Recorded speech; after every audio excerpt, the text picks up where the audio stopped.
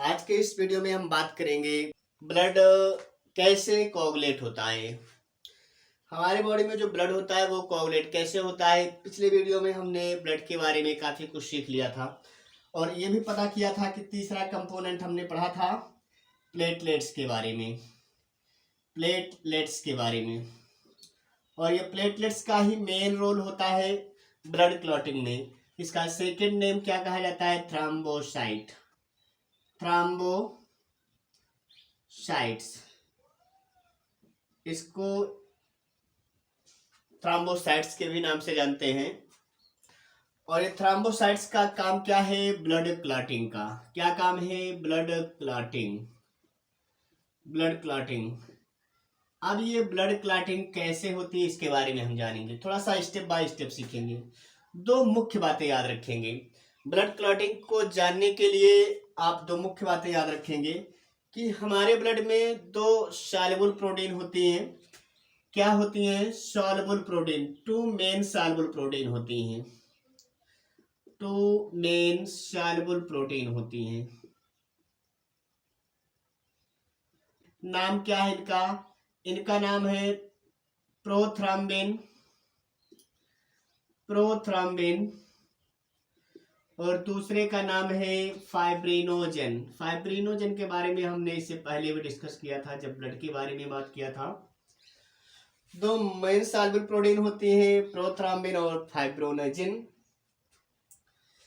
एक नाम और इसे याद रखेंगे भैया, ब्लड क्लॉटिंग को कोagulation ऑफ ब्लड भी कहते हैं। ये पॉइंट याद रखेंगे, कई बार दूसरे भी नाम से आपसे पूछ सकता है कोagulation of blood.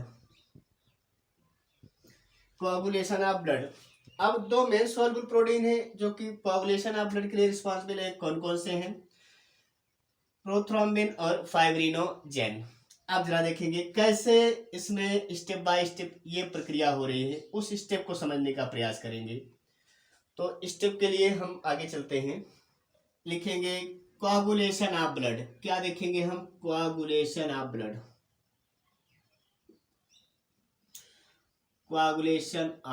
Blood.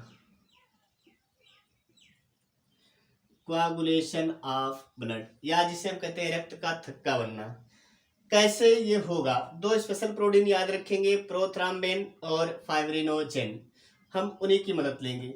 Suppose that क्या हुआ, मान लीजिए आपको कोई इंजरी हो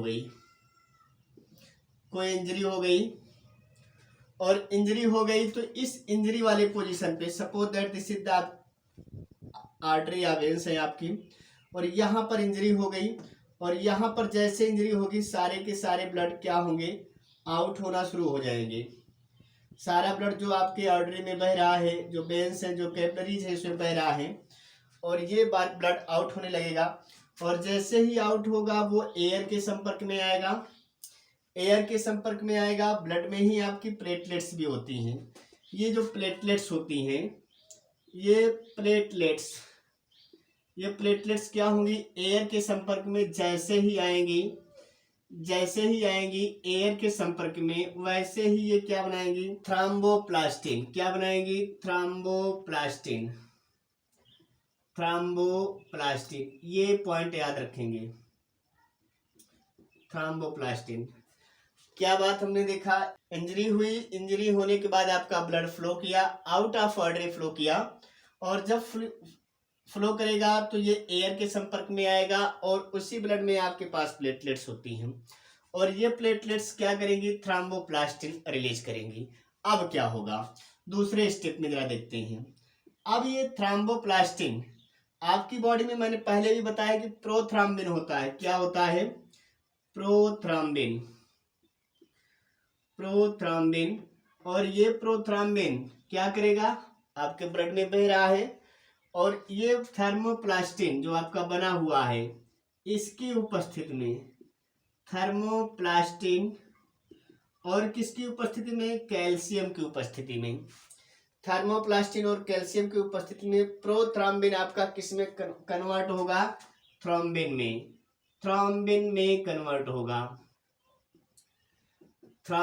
कन्वर्ट होगा। ये एक तरह का क्या है? सॉल्युबल प्रोटीन है। ये सॉल्युबल प्रोटीन में कन्वर्ट हो गया।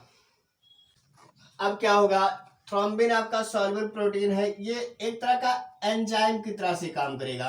कैसा काम करेगा, एंजाइम की तरीके से।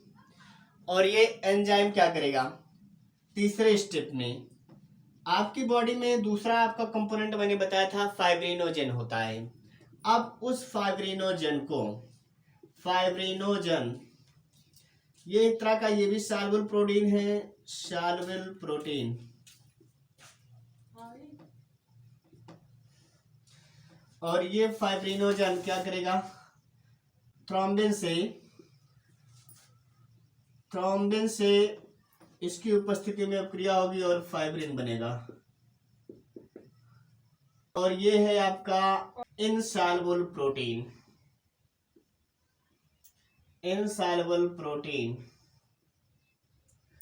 और ये इनसॉल्युबल प्रोटीन क्या करेगा, अब ये आरबीसी से मिलेगा। चौथे स्टेप में क्या लिखेंगे, यही फाइब्रिन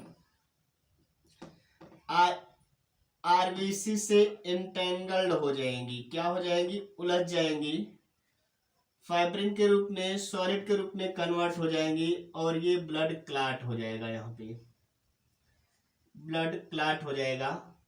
तो इस तरह से ये स्टेप इन्वॉल्व होते हैं ब्लड क्लॉटिंग में या कोगुलेशन ऑफ ब्लड में। एक बार फिर से देखेंगे, क्या हुआ, इंजरी हुई और इंजरी के दौरान क्या हुआ, ब्लड फ्लो हुआ, प्लेटलेट्स रिलीज हुई। प्लेटलेट्स एयर के संपर्क में जैसे ही आती हैं थ्रोम्बोप्लास्टिन रिलीज करती हैं। और ये थ्रोम्बोप्लास्टिन क्या करेगा, कैल्शियम की उपस्थिति में जो ब्लड में प्रोथ्रोम्बिन है उससे रिएक्शन करेगा और थ्रोम्बिन एंजाइम, एक तरह का सॉल्युबल प्रोटीन होता है, रिलीज करेगा। और ये सॉल्युबल प्रोटीन जो एंजाइम के रूप में काम कर रहा है वो फाइब्रिनोजन से रिएक्शन करेगा थ्रोम्बिन की उपस्थिति में और फाइब्रिन बनाएगा इनसॉल्युबल प्रोटीन। और ये इनसॉल्युबल प्रोटीन फाइब्रिन जो है आरबीसी से इंटेंगल्ड हो जाएगा, जुड़ जाएगा और इस तरह से आपका ब्लड क्लॉट हो जाएगा। तो ये स्टेप थे, ये स्टेप्स इन्वॉल्व थे। आप इस तरह से समझ सकते हैं ब्लड का कोआगुलेशन कैसे होता है, किस तरह से ये हमारी बॉडी में हेल्प करती हैं। और जिसमें प्लेटलेट्स की कमी होती है वैसे में बहुत सारा ब्लड फ्लो होने के चांसेस होते हैं और इस तरह से व्यक्ति की डेथ भी हो सकती है। तो प्लेटलेट्स का बहुत ही विशेष रोल है। यहाँ पर हमने इन बातों को जान लिया। अगले स्टेप में हम ब्लड के वर्क के बारे में बात करते हैं। फंक्शन ऑफ ब्लड क्या है, क्या क्या फंक्शन होते हैं ब्लड के। Function of blood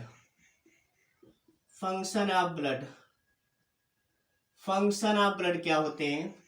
function of blood, पहली बात क्या होंगे, इनके पास साल्ट होते हैं, अमीनो एसिड्स होते हैं। ये क्या करते हैं, carries O2 to all parts of body from lungs। दूसरा फंक्शन क्या हो सकता है, दूसरा फंक्शन हो सकता है ये ट्रांसलोकेशन ऑफ हार्मोन्स करती हैं। Translocation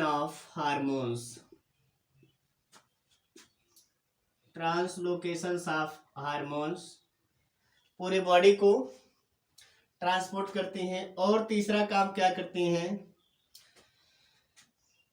transfer of carbon dioxide are released inside our body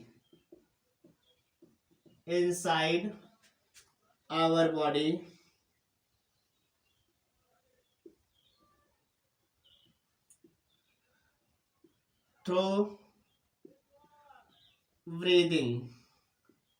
और क्या होगा नेक्स्ट स्टेप में, डाइजेस्टेड फूड मटेरियल को ट्रांसपोर्ट करना, डाइजेस्टेड फूड मटेरियल्स को ट्रांसपोर्ट करना।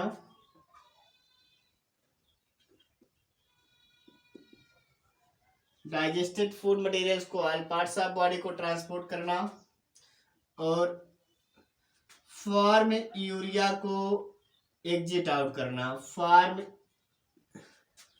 Urea exit out through blood, through blood. इस तरह से आप फंक्शंस के भी बारे में आप जान सकते हैं। तो ब्लड के क्या कार्य होते हैं हमारी बॉडी में, ये भी हमने जान लिया। आज के इस सेशन में बस इतना ही। नेक्स्ट सेशन में हम मिलेंगे न्यू टॉपिक के साथ। तब तक के लिए बेस्ट ऑफ लक।